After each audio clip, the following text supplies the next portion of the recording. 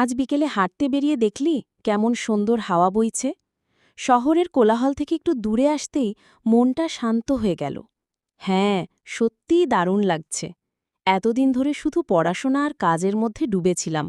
আজ যেন নতুন করে নিঃশ্বাস নিচ্ছি।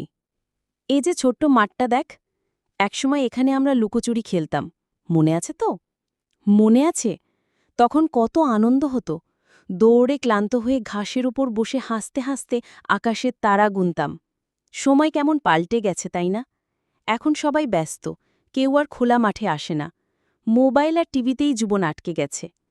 ঠিক বলেছিস, কিন্তু আমি ভাবি, যদি আমরা চাই, তবে আবার এমন মুহূর্ত ফিরিয়ে আনা সম্ভব। বন্ধুরা সবাই মিলে আবার একদিন আসতে পারি। দারুণ হবে। পিকনিক করব, গল্প করব, গান গাইব, ঠিক আগের মতো। জানিস, এই সব মুহূর্তই আসল সম্পদ। টাকা বা পড়াশোনার চাপের থেকে এই স্মৃতিগুলো অনেক দামি। একদম ঠিক।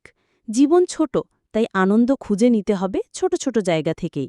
চল, প্রতিজ্ঞা করি, প্রতিটি মাসে অন্তত একদিন আমরা সবাই মিলে এমন জায়গায় আসব।